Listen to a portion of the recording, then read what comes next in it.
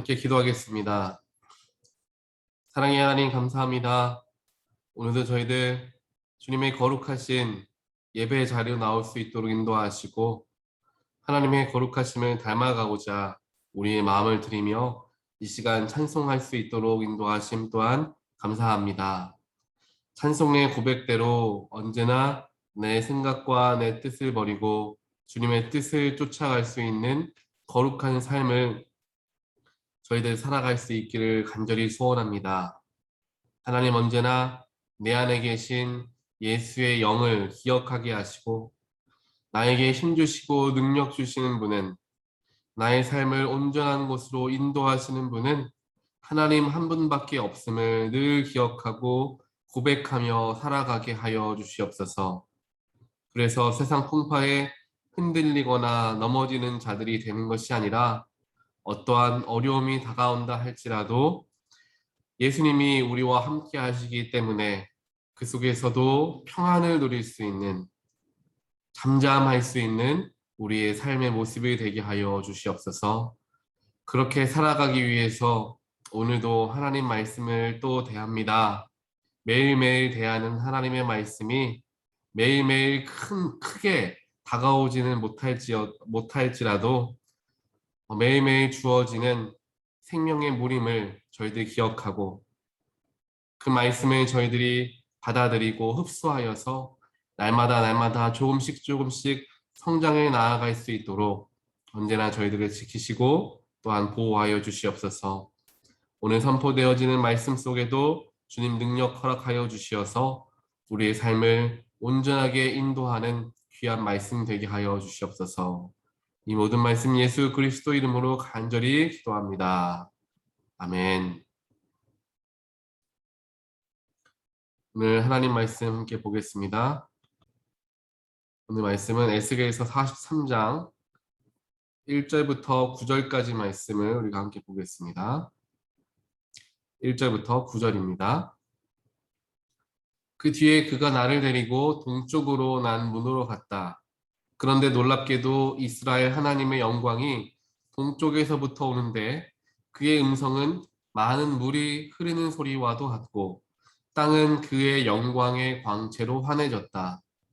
그 모습이 내가 본 환상, 곧 주님께서 예루살렘 도성을 멸하러 오셨을 때의 본 모습과 같았으며 또 내가 그발 강가에서 본 모습과도 같았다. 그래서 내가 얼굴을 땅에 대고 엎드렸다.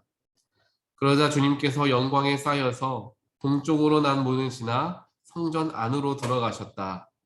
그때의 주님의 영이 나를 들어올려 안뜰로 데리고 갔는데 주님의 영광이 성전을 가득 채웠다.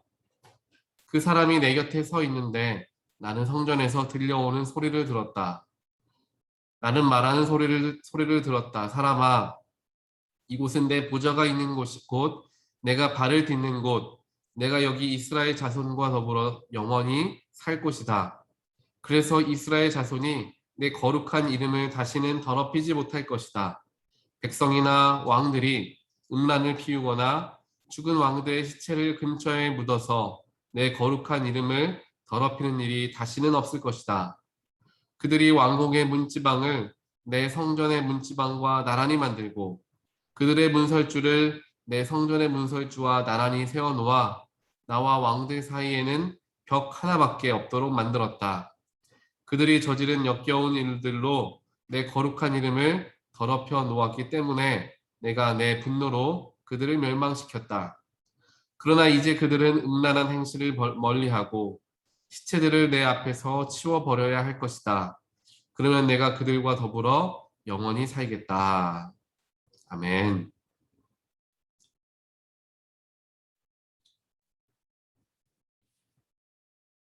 오늘 말씀은 제가 준비하고 묵상하면서 제 삶을 한번 되돌아보는 시간을 가졌습니다.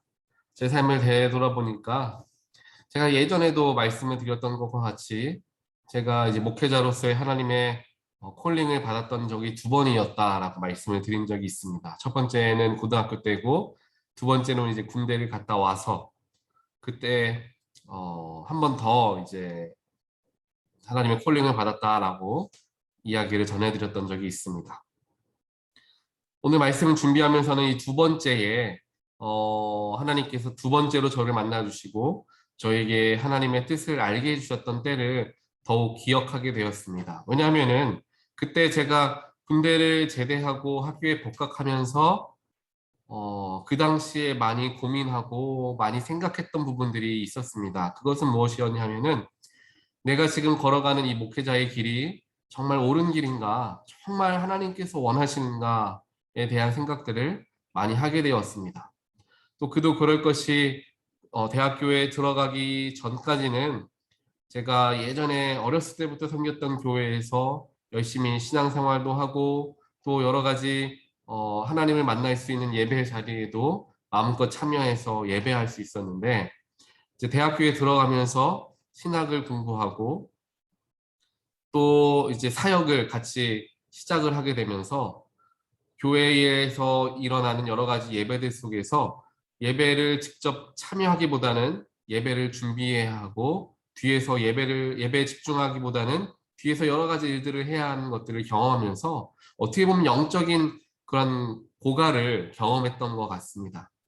그러다 보니까 정말 이 길이 내가 가야 하는 길이 맞나라는 생각과 갈등과 등 고민을 굉장히 심하게 할 때가 바로 그때였죠. 그러다가 군대를 제대하고 와서 이제 학교에 복학을 하려고 하니까 더 마음이 그렇게 되었던 때, 내 영혼이 정말 갈급해 있을 때, 그때 하나님께서 필리핀으로 선교를 갈 수 있는 길을 열어주셨고, 거기에서 하나님을 너무도 깊이 체험하고 만나는 시간을 갖게 되었습니다. 저에게 다시 한번 하나님께서 목회자의 길을 가야 하는 것이 하나님의 뜻임을 확신할 수 있도록 저에게 말씀해 주셨고 어떻게 나아가야 하는가, 앞으로 어떠한 목회를 해야 하는가에 대해서 저에게 정말 뜨겁게 제 가슴에 직접적으로 하나님께서 말씀해 주시는 것을 경험하고 하나님께서 내 마음을 지금까지 한 3, 4년의 시간 동안 대학교를 다니는 시간 동안에 군대를 포함해서 그 시간 동안 정말 갈급해져 있던 제 마음속에 하나님의 얼굴 크신 영을 부어주시는 경험을 하게 되었던 것 같습니다. 그 당시를 기억해 보니까. 그래서 그때부터 다시금 하나님께서 분명히 날 부르셨구나 확신을 가지고 다른 사역들에도 열심을 할 수 있었고 그 속에서도 하나님께 예배할 수 있고 또한 하나님의 인도하심을 경험할 수 있는 많은 방법들을 제 스스로 터득하게 되었습니다. 오늘 하나님께서 우리에게 허락하신 에스겔 43장을 보니까 그와 동일한 제가 경험했던 것과 동일한 모습을 하나님께서 보여주고 계시는 것을 보게 됩니다. 하나님께서 죄악이 가득하였던 이스라엘 백성들에게 그들이 자신들의 죄악을 다 회개하고 하나님께로 나아와 하나님 안에 거하게 되면은 어떠한 일이 일어날 것인가에 대해서 보여주셨습니다. 그 중에 가장 먼저가 되고 가장 큰 것이 되는 것이 무엇이었느냐? 바로 새로운 성전을 이제 짓는 것이죠. 그래서 우리가 몇 장에 걸쳐서 성전을 어떻게 지어야 한다에 대해서 굉장히 구체적으로 말씀하시는 하나님을 우리는 함께 보게 되었습니다. 그런데 오늘 이제 어떠한 장면이 기록되어 있냐면은 동쪽으로 난 문을 통하여서 하나님의 영이 성전 안으로 들어오시는 것을 보게 되는 것입니다. 이전까지 성전을 짓고 성전에 대해서 자세하게 설명해 주셨지만 하나님의 영이 성전 안에 거하시지는 않았습니다. 하지만 그 빈 성전 안에 그냥 건물뿐이었던 빈 공간 안에 하나님의 영이 들어오기 시작하였다라는 것입니다. 그렇게 하나님의 영이 성전 안으로 들어오기 시작하니까 성전이 밝은 빛으로 가득 차게 되었고 거룩함이 드러나는 곳이 되었다. 오늘 말씀에서 에스겔이 이야기하고 있는 장면을 우리는 함께 보게 됩니다.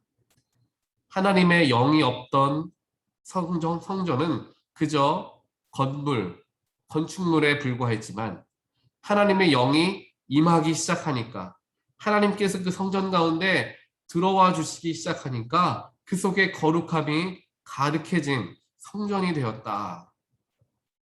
라는 것을 우리는 함께 보게 되는 것입니다. 이것이 이스라엘 백성들의 영적인 상태와 동일하다라고 우리는 생각할 수 있습니다.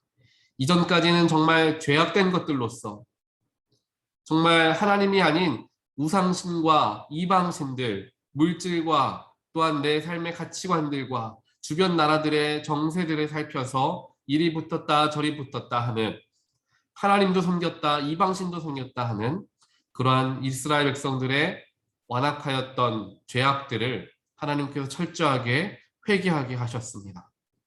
그렇게 자신의 죄를 회개하고 자신이 가지고 있었던 잘못들을 다 뒤로하고 이제 정결한 마음을 얻어서 하나님께 나아오는 이스라엘 백성들에게 하나님이 새로운 전을 세워주십니다. 그리고 죄가 임하였던 모든 것들을 깨끗하게 치워낸 이스라엘 백성들 가운데 이제 하나님께서 동쪽에서부터 임재해 주시겠다라는 것을 보여주고 있다라는 것입니다. 죄악으로도 가득하였던 이스라엘 백성이 죄 사함을 얻고 난 후에 그 빈 자리에 하나님께서 임해 주시겠다라는 이야기가 바로 오늘 성경에 담겨져 있는 진정한 의미가 된다라는 것입니다. 이처럼 한 사람의, 오늘은 이스라엘 백성 성전을 이야기하지만 한 사람의 삶에서도 이것은 동일하게 적용되어질 것입니다. 하나님의 사람이 하나님을 멀리하고 하나님을 떠나 살다가 자신의 죄악을 깨닫고 하나님께로 나아와 자신의 죄를 철저히 회개하고 용서받은 후에 그 다음에 이어지는 것이 하나님의 임재하심이다라는 것이죠. 성경을 보면은 정말 수많은 사람들이 이와 동일한 일들을 경험하게 되었습니다. 베드로가 그와 같은 한 사람의 삶을 살았습니다. 베드로가 비록 예수님의 제자로서 예수님과 늘 함께 먹고 마시며 예수님을 보고 배우고 그가 메시아임이다라고까지 고백한 인물이었지만 자신에게 생명의 위협을 느끼게 되니까 베드로 역시 예수님을 포기해버리고 맙니다. 그렇게 믿었고 예수님이 다시금 정말 다윗 왕과 같이 큰 권세를 누리실 분이 되실 것이다 라고 확신하고 살아갔지만 예수님이 십자가 달려 돌아가시는 모습을 본 순간 베드로는 좌절하고 절망하고 말았던 것입니다. 내가 잘못 믿었구나. 내가 헛것을 붙들고 있었구나. 라는 생각을 하게 되었던 것이죠. 하지만 인간의 생각으로는 헛된 것을 붙들고 지금까지 나아온 것처럼 보였지만 영적인 눈으로 보았을 때에 베드로는 올바른 것을 붙들고 있었던 것입니다. 예수님은 단순하게 이스라엘을 해방시키기 위해서 오신 분이 아니라 온 인류를 묶였던 죄악으로부터 완전하게 해방시키기 위하여서 더 큰 해방을 위하여서 오신 분이 바로 예수 그리스도셨다라는 것을 베드로는 볼 수가 없었던 것입니다. 하지만 부활하신 예수님께서 베드로를 찾아와 주시고 그에게 물어보시면서 네가 나를 사랑하느냐라는 대화를 통하여 베드로는 그 속에서 예수님의 진정한 역할을 깨닫게 됩니다. 죽으셨다가 부활하신 예수님을 만나게 되면서 예수님은 우리 몇몇 사람들이 모여 사는 이스라엘을 구원하기 위해서 오신 분이 아니라 온 인류의 예수님이다라는 것을 베드로는 그 순간에 깨달았던 것입니다. 허무하게 공허하게 남겨져 있던 베드로의 마음속에 예수님이 찾아오니까 베드로가 그때부터 올바른 방향성을 가지고 삶을 살아가기 시작했던 것입니다. 마찬가지죠. 엠마오로 돌아가는 두 제자에게도 예수님이 찾아와 주셨습니다. 모든 것을 다 잃은 것과 같이 낙심하여서 예수님이 십자가에 달려 돌아가셨다라는 것을 바라보고 정말로 철저하게 낙심한 가운데 고향으로 돌아가는 이 두 제자를 예수님이 만나주시고 그 예수님을 만난 제자들의 삶은 그 순간에 가던 길을 되돌이켜서 왔던 길로 돌아가는 180도 삶이 변화되어지게 되는 역사가 예수님을 만나게 되니까 일어나게 되었던 것입니다. 공허하고 모든 것을 다 잃었던 철저히 낙심하였던 그들의 마음속에 예수님이 찾아와 주시니까 그들이 자신의 삶을 돌이켜서 어찌 보면 죽음이 기다리고 있을 수도 있는 예루살렘으로 돌아가는 일을 하게 되었다라는 것입니다. 내가 죽으면 죽으리라 라는 마음으로 예루살렘으로 돌아갈 수 있었던 이 엠마오를 향하였던 이 두 제자의 마음은 예수님께서 그들의 마음 가운데 임하여 주시니까 그들의 마음이 온전하게 변하게 되었다라는 것을 보게 되는 것이죠. 사도 바울도 마찬가지였고 다윗 왕도 마찬가지였습니다. 모든 인물들이 자신의 마음속에 공허함을 느끼고 무엇이 진실인가, 무엇이 진리인가 라는 갈급함을 가지고 있을 때 하나님이 그들을 찾아가 주시고 예수님이 그들을 만나 주심을 통하여서 그들이 예수의 영, 하나님의 영으로 가득 찬 삶을 살아가기 시작한 것들을 성경을 통해 보게 된다는 것입니다. 오늘 이 자리에 함께 모여서 예배하는 모든 분들의 마음속에 오늘 하나님의 영이 오늘 성경 에스겔 43장에 나와 있는 것처럼 하나님의 영이 뜨겁게 임하시게 되는 삶을 살아가시게 되기를 주님의 이름으로 간절히 축원드립니다. 하나님께서 우리 마음 가운데 임하여 주시면 우리의 삶은 달라질 수밖에 없습니다. 이전까지는 세상을 쫓아 살아갔고 인간의 생각과 지혜로 모든 것을 판단하고 구별하고 살아가려고 하였습니다. 하지만 하나님께서 임하기 시작하면서 세상을 바라보았던 나의 시선이 확 트이는 것을 바라봅니다. 이전까지는 작은 것에 연연하였고 작은 물질, 나의 성공, 작은 것들을 붙들고 정말 아둥바둥 살아갔지만 하나님이, 예수님이 나의 영 가운데 임재하기 시작하면 그 작은 성공, 나 하나만의 성공이 아닌 더 큰 것을 바라보기 시작한다라는 것입니다. 나의 잘됨을 통하여서 나 혼자만 잘 살게 되는 것이 아니라 나에게 주어진 물질과 나에게 주어진 달란트와 나에게 주어진 재능, 소명을 가지고 수많은 영혼을 살리는데 쓰임받기 시작할 수 있다는 것입니다. 그게 바로 하나님의 영이 임한 사람의 모습이 되는 것입니다. 이전까지는 나만을 위해, 나를 위해 내 자존심을 지키고 내 명예를 지키고 내 이름을 높이기 위해서 내 가족들을 건사하기 위해서 내가 살아갔지만 하나님이 임하기 시작하고 예수님이 임하기 시작하는 사람의 삶은 더 이상 그 작은 것만을 바라보지 않고 더 큰 것을 바라볼 수 있고 더 큰 사역에 쓰임받게 되는 것을 우리는 반드시 경험하게 될 것입니다. 교회도 마찬가지입니다. 하나님의 영을 온전하게 채움받지 못하고 공급받지 못한 교회는 교회 안에서만, 우리 교회 안에서만 답답하게 그 속에서만 아둥바둥 신앙생활할 수밖에 없게 되는 것입니다. 하지만 하나님의 영이 충분하게 임하기 시작하고 오늘 말씀에서 나왔던 것처럼 하나님의 영이 임하기 시작하니까 성전 구석구석이 정말 밝아지는 것과 같이 우리의 교회가 그렇게 온 구석구석이 밝아지게 되었을 때 우리 교회 성도들끼리 우리 교회끼리만 서로 이야기하고 서로 신앙생활하는 것이 아니라 하나님께서 우리 교회를 사용하길 원하시는 정말 놀랍고 크신 사역에 쓰임받은 교회가 된다는 것입니다. 하나님은 우리 온타리오 교회를 향해 너무도 크고 놀라운 계획하심을 가지고 계십니다.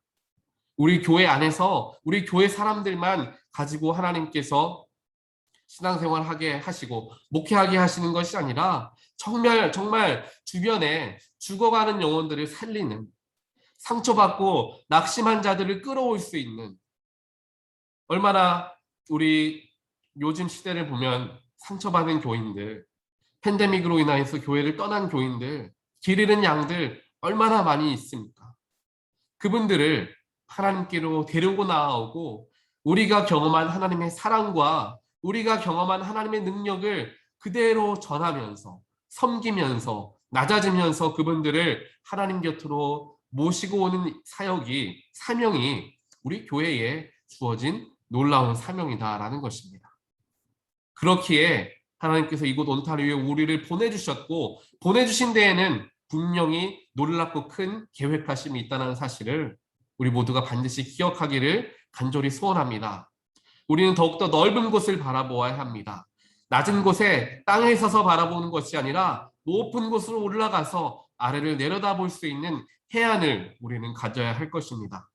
그렇게 멀리서 떨어져서 교회를 바라볼 수 있고, 또한 교회가 나아가야 할 미래에 대해서 멀리서 우리가 바라볼 수 있는 시선을 갖게 되었을 때, 작은 일들 때문에 서로 상처받고 상처 주거나, 작은 일들 때문에 내 마음에 어려움이 생기거나, 작은 일들 때문에 교회 안에 어려움이 찾아오지 않을 수 있습니다. 왜냐하면 더 큰 그림을 보기 때문에 그 작은 것은 더 큰 목적을 이루기 위한 하나의 과정이고 단계다라는 것을 멀리서 보게 되면 정확하게 알 수 있게 되는 것입니다.